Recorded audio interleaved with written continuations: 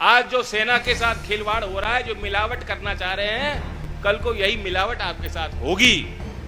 Police कर्मियों को कहा जाएगा कि 4 साल आपको अपनी जो यूनिफॉर्म है उसको धुलवाना है, उस पर कलफ लगानी है, उसको इस्त्री करनी है और 4 साल बाद वो यूनिफॉर्म उतार के लौटानी है, क्योंकि ठेके पे आपको रखा जाएगा।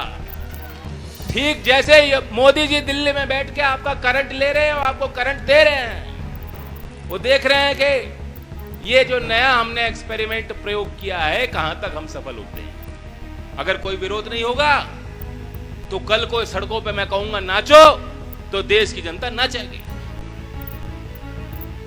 आज हालात ये हैं कि आपकी जेब कटेगी और बीजेपी का वर्कर आपके बीच में आके कहेगा बहुत अच्छा हुआ आपकी जेब कट गई, तनाव खत्म, टेंशन फ्री रहो। ऐसे काबिल नौजवानों को आशीर्वाद देने आए हो। ये इनकी ऊर्जा, ये इनकी ताकत, ये इनकी पहचान मजबूत रहे।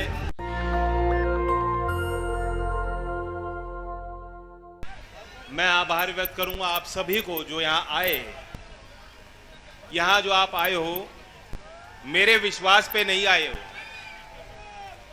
यहां जो आप आए हो ऐसे काबिल नौजवानों को आशीर्वाद देने आए हो।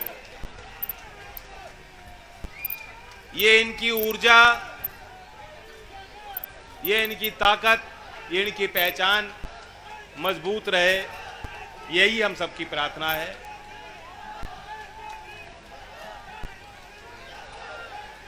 सुन लो भाई वर्जित, आप तो दिन भर कर सकते हो। 100 तक तो मैं भी लगा लूंगा, उसके बाद रुकना पड़ेगा मुझे। आप जो यहां आए हो इसलिए भी आए हो कि आप इस मुद्दे को समझ चुके हो, आपको समझाने की जरूरत नहीं है। यहीं से 10 किलोमीटर दूर है सैदपुर गांव, नाम भी बुलंद है और इस जिले का काम भी बुलंद रहा है। हर गांव में मिल जाएंगे आपको लोग, घर घर हैं। यहां इस भीड़ में मैं पूछूं कि कितने एक्स सर्विसमैन हैं तो कई हाथ खड़े हो जाएंगे। यहां एक्स सर्विसमैन है, यहां हो गए खड़े यार। कितने साल ड्यूटी दीजिए आपने?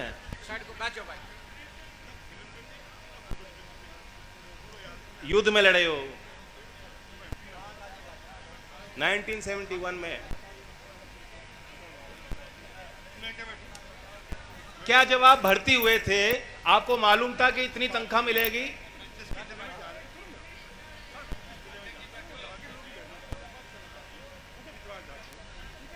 मैं सुन रहा हूं, तनख्वाह का मसला नहीं है, ये तो एक अजीब सा जुनून है गांव में। ये सोच के कोई फौज में भर्ती नहीं होता कि मुझे क्या मिलेगा, ये सोच के भर्ती होता है कि मैं क्या देश के लिए कर सकता हूं, दे सकता हूं। और ये भावना सब में नहीं होती। ये किसान की पीढ़ियां हैं, किसान के परिवार के लोग हैं। खेती का काम भी जोखिम पड़ा है। जब आप खेत में जाते हो, पैदावार करते हो, इतनी मेहनत करते हो, आपको मालूम नहीं होता क्या भाव मिलेगा, मिलेगा नहीं मिलेगा, कोई खरीदार मिलेगा कि नहीं मिलेगा। कहीं गलत समय पे ओले पड़ जाते हैं, बारिश पड़ जाती है, फसल खराब हो जाती है, रोग लग जाता है। और कितने खर्चे होते हैं अब खेती में, आप कभी बैठ के हिसाब भी नहीं लगा पाते हो। कोई फायदे का सौदा नहीं दिख रहा लोगों को। उसी तरह से जब सेना में कोई जाता है तो हिसाब किताब करके नहीं जाता। लेकिन आप जैसे वीरों का सम्मान तो होना चाहिए ना। अगर सभ्य समाज में जो लोग कुर्बानी दे रहे हैं, आप जैसे सब कुछ न्यौछावर करने को तैयार हैं हमारे लिए, और हम इनकी कदर ना करें तो क्या ये देश आगे जाएगा, विकसित हो पाएगा? मेरे तो घर के परिवार के कई लोग हैं, मेरी जानकारी में नहीं, शायद कोई देश का कोई और प्रधानमंत्री हो जिसके पोते वायुसेना या सेना में हो। मेरे कई भाई हैं वायुसेना में रहे, मेरे खुद फूफा रहे मेजर जनरल सिंधु जी। और आज मेरे विशेष आग्रह पे हरियाणा से चल के आए मेजर जनरल बिशंबर दयाल जी, उनकी बातों को सुनकर मैं बहुत प्रभावित हुआ। आप सब भी बहुत ध्यानपूर्वक उनकी बातें सुन रहे थे, क्योंकि हम जैसे लोगों पे तो सत्ताधारी इल्जाम लगा सकते हैं।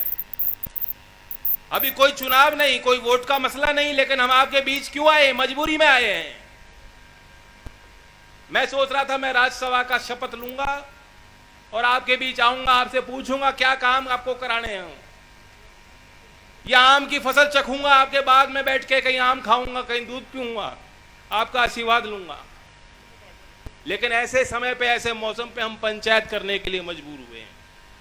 लेकिन फिर भी जो लालची लोग हैं, जो आर्मी में मिलावट करना चाहते हैं, व्यापारी के एक चश्मे को देखकर कटौती करना चाहते हैं, बचत करना चाहते हैं आर्मी में, वे लोग हम पे कह सकते हैं कि इनको कोई राजनीति दिख रही है। लेकिन अगर मेजर जनरल बिशंबर दयाल जी कोई बात कह रहे हैं, क्या इनका कोई स्वार्थ इससे जुड़ा हुआ है? वे अपनी समझ के अनुसार कह रहे हैं। देश के आगे क्या, समाज के आगे क्या खतरे बन सकते हैं, मुझसे बेहतर उनको ज्यादा समझ है, आपको ज्यादा समझ है।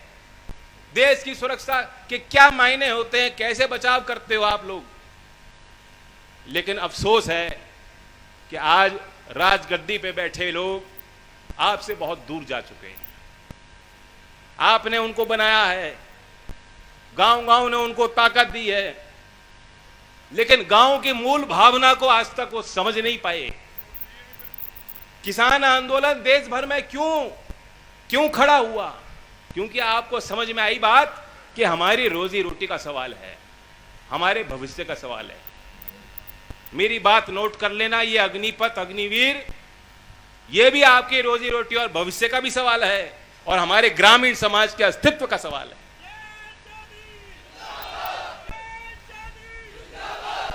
नौजवानों को तो डराया धमकाया जा रहा है, लेकिन सरकारी तंत्र में जितने लोग मौजूद हैं, अगर कोई ऐसा कर रहा है तो उनकी ड्यूटी है, मेरी उनसे कोई लड़ाई नहीं।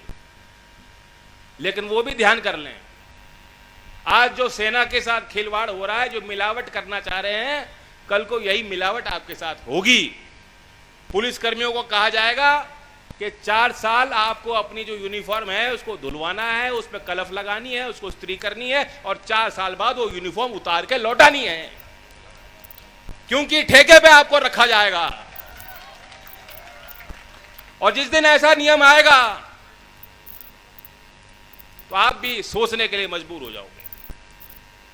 लगातार यही पतन हो रहा है, और मोदी जी को देश में कोई समझाओ ना समझाओ, मैं समझ गया हूं।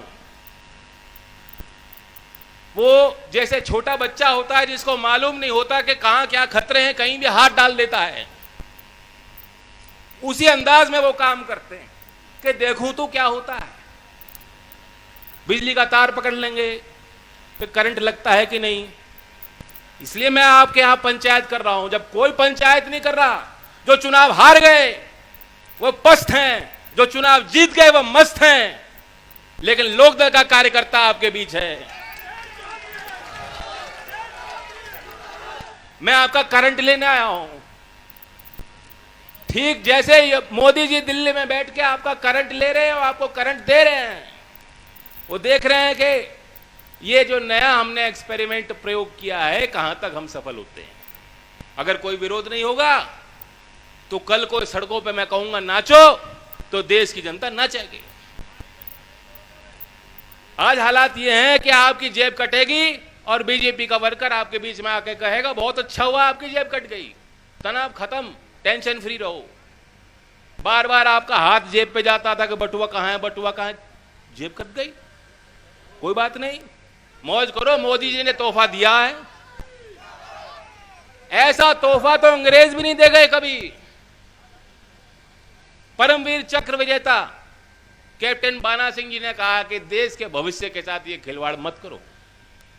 परमवीर चक्र विजेता योगेंद्र यादव जी कह रहे हैं,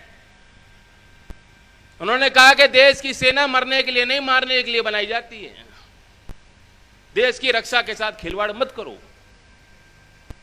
मुझे नहीं सुनना चाहते मोदी जी तो कम से कम ऐसे सेना अधिकारियों को तो सुनो जिनको देश ने सम्मान दिया है, जिनको सर समाज में इनकी इज्जत है। उन्होंने हमारे लिए खून दिया है, कल को हमें खून देना पड़े उनके लिए हम खून देने को तैयार हैं। ऐसे बुद्धिजीवियों का सम्मान अगर हमारा समाज नहीं कर पाएगा, कुछ नहीं बचेगा। ये क्रांति का वक्त है, ये संकट की घड़ी है, ये परीक्षा की घड़ी है। जिन लोगों को आपके पसीना बहाने से बू आती है, दिक्कत आती है किसान को गले लगाने से, वे लोग आज एयर कंडीशन कमरे में बंद हैं और वहीं मीडिया को बुलाकर इंटरव्यू देंगे और कहेंगे कि वाह वाह वाह बहुत क्रांतिकारी कदम है, रिफॉर्म आ गया। रिफॉर्म कोई कड़वा शब्द तो नहीं होना चाहिए। रिफॉर्म का मतलब सुधार होना चाहिए। सुधार का मतलब आपको फायदा। कोई ऐसी नीति हो, कोई ऐसा कानून हो जिससे आपको फायदा ना हो, उसे रिफॉर्म नहीं कह सकते, सुधार नहीं कह सकते। वे दमनकारी नीति है, अहंकारी नीति है। आपसे किसी ने पूछा था क्या? मन की बात में किसी ने चिट्ठी तो नहीं भेजी थी मोदी जी को? बताओ नौजवानों। नहीं, देखता हूं कभी कभी नागपुर की चिट्ठी, कभी पुणे की चिट्ठी, कहां कहां की पढ़ते हैं वो। आपने बुलंदशहर से किसी ने चिट्ठी तो नहीं भेजी थी कि हमें अग्निवीर बनना है? और ठीक कहा बिशंबर जी ने, सेना सेना होती है। ये नए नए नाम क्या दे रहे हो? कल को अगली भर्ती करोगे, अग्निवीर पार्ट 2 कर दोगे, अग्निपथ पार्ट 2 कर दोगे। कोई फिल्म है? ये अमिताभ बच्चन की फिल्म नहीं बना रहे हो आप। नाच गाने का काम नहीं है, बहुत गंभीर विषय है। आपसे पूछ के नहीं किया गया। सेना के जितने जानकार लोग हैं, और मैंने खुद वीके सिंह को सुना था, जब दोपहर में वो तैयार नहीं थे, उनसे पूछा गया कि ये नई योजना आई, आपके क्या विचार है? कहते देखना पड़ेगा क्या परिणाम होते हैं। और शाम को टेलीविजन स्टूडियो में बैठ के वो कह रहे थे, गुणगान कर रहे थे कि वाह वाह बहुत अच्छी योजना है। पूछा नहीं उनसे, उनको मालूम नहीं था। उनके पार्टी में हैं, सेना के सबसे बड़े अधिकारी रह चुके हैं, सांसद हैं। अपने सांसदों की राय प्रधानमंत्री नहीं ले रहे। मैं आज आपकी राय लेने आया हूं। अगर आप कहोगे लड़ तो मैं लड़ूंगा, अगर आप कहोगे आराम से घर बैठ तो मैं बैठने को तैयार हूं। पूछना चाहता हूं आपसे, यह कोई छोटा मसला नहीं है। सीधे सीधा हिसाब लगाओ, 15 साल की नौकरी बेहतर होती है, 4 साल की नौकरी बेहतर होती है। शादी नहीं होगी, लोग कहेंगे पक्की वाली लाओ पहले। ये भाजपा वाले कह रहे देखो इतने अच्छा काम कर दिया, नौकरी दे रहे हैं मोदी जी, नौकरी दे रहे हैं। 2019 में सारे 80,000 भर्ती हुए थे। अब सरकार कह रही है कि 4 साल बाद हम 15,000 को भर्ती करेंगे। यानी पहली पक्की भर्ती 2019 के बाद 2026 में होगी। 2026 तक एक नौकरी नहीं है। नौकरी मत मानो इसको, ये नौकरी नहीं है। 2026 में 15,000 लोगों को नौकरी देके मोदी जी कह रहे हैं 19 में 80,000 दिए, 26 में 15,000 देंगे। वाह, ताली बजाओ। ये कोई ताली बजाने की बात नहीं है। आप तो मुझे ऐसे ही फॉलो कर रहे हो जैसे भाजपा वाले मोदी जी को करें। मतलब घट गए हम, कहां खड़े हैं। निजी क्षेत्र में नौकरियां किसको मिलती हैं? हमारे वाले तो वैसे ही फेल हो जाते हैं। पगड़ी टोपी पहने वाले जो बैठे हैं, इनका आशीर्वाद है तब अगली पीढ़ियां बच रही हैं। यहीं दिल्ली के समीप हम रहते हैं। हमने सपने, यहां गांव बुलंदशहर के बच्चों ने सपने तो देख रखे हैं, मुंबई, दिल्ली और विदेश के। खर्चे दिल्ली के हिसाब से कर रहे हैं और पूंजी और कमाई बच नहीं रही। जिस तरह किसान में आप बैठ के हिसाब लगाओ, बिजली सबसे महंगी है उत्तर भारत में, यूपी में, खाद महंगा, क्या फसल के भाव में उछाल आया है? गेहूं में कुछ रेट तेज हुए थे, तुरंत उन्होंने रोक लगा दी, तुरंत प्रतिबंध लगा दिए कि नहीं नहीं, निर्यात नहीं होना चाहिए। कभी देश में जो बड़े पूंजीपति पैदावार करते हैं उनके ऊपर प्रतिबंध लगा है क्या? स्टील पे, सीमेंट पे, जो चीज आप खरीदते हो उस पे कोई सरकार ने उसके व्यापार पे कभी प्रतिबंध लगाए नहीं।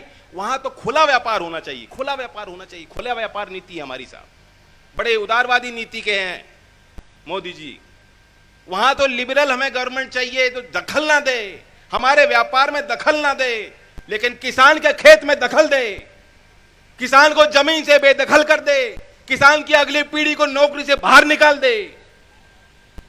यह हमें बर्दाश्त नहीं होना चाहिए। इसलिए हमारे अंदर गर्म खून है, गर्म मिजाज रहा और उसका फायदा देश को मिला। इसलिए हमारे लोग शायद ज्यादा सेना में भर्ती होते हैं। एक मिजाज होता है, फाइटर का एक स्पिरिट होता है। हमें बताया जाता है हम तो क्षत्रिय हैं।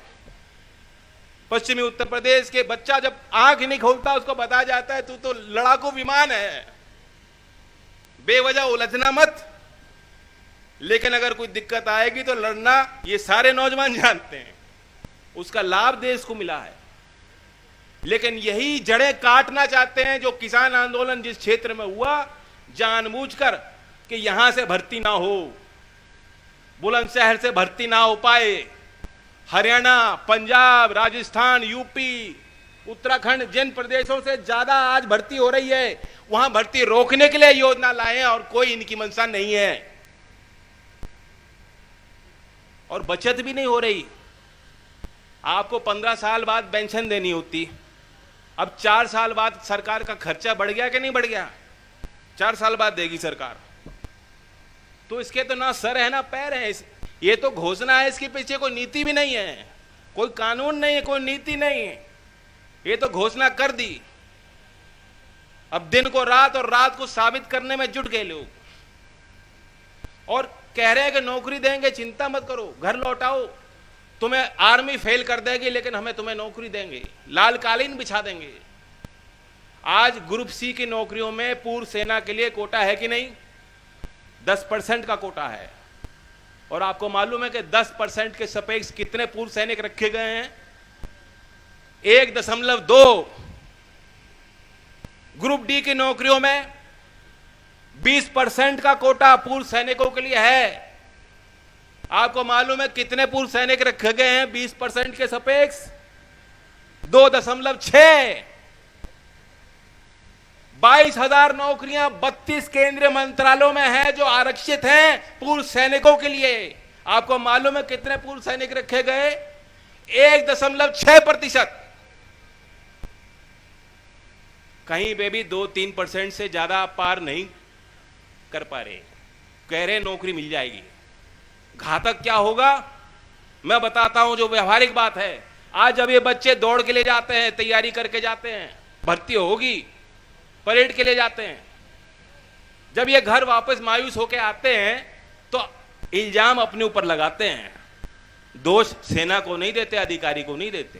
कहते हैं मुझ में कुछ कमी रह गई होगी इसलिए मेरी भर्ती नहीं हो पाई, मैं फिर कोशिश करूंगा। यही कहते हो ना?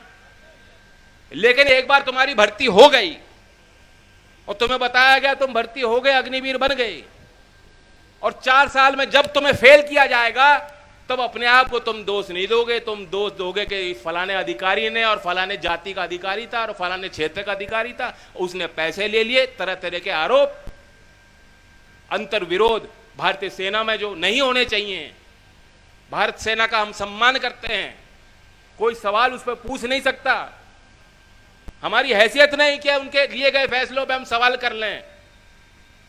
लेकिन ये बच्चे जब फेल होके मायूस होके घर लौटेंगे 4 साल बाद, ये घर घर में वो मायूसी और तनाव आपको महसूस होगा। अब तब कोई उपाय नहीं है।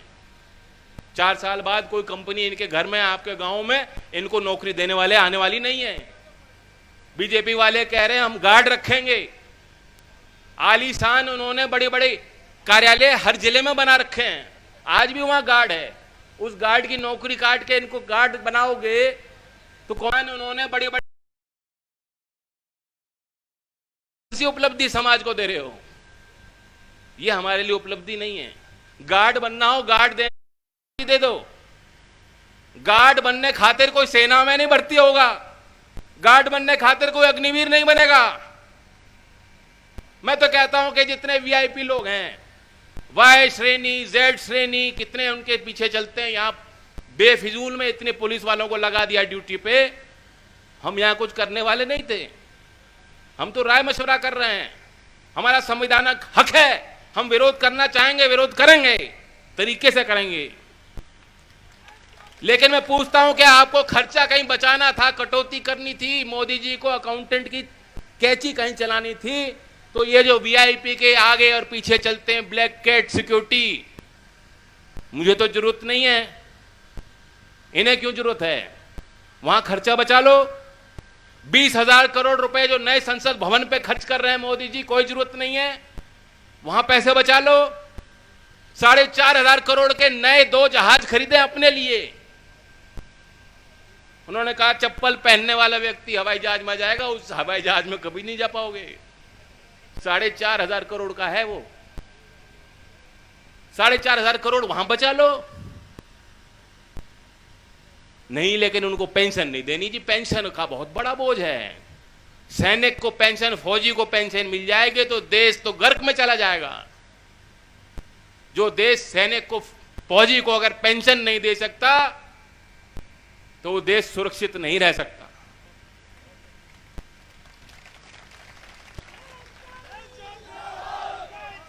इसलिए मेरी मजबूरी है, मेरा काम भी यही है कि सही और गलत की पहचान करके निर्णय लूं। चौधरी अजीत सिंह जी के जाने के बाद आपने अगर मुझे पगड़ी पहनाई है तो यही पहनाई है, इसलिए पहनाई है कि मैं अपने विवेकपूर्ण फैसले लूं, कहां भला होगा कहां बुरा होगा। मुझे भले राजनीतिक नुकसान हो जाए, लाख बार चुनाव हार जाऊं, लेकिन 4 साल की इस भर्ती को मैं स्वीकार करने वाला नहीं हूं। इस पंचायत में मेरे 3 प्रस्ताव हैं। इस पंचायत में मैं चाहूंगा, मेरा प्रस्ताव है, 3 प्रस्ताव रखूंगा, आप अगर मर्जी हो तो पारित कर देना। नंबर 1, अग्निवीर अस्वीकार, अग्निवीर अस्वीकार।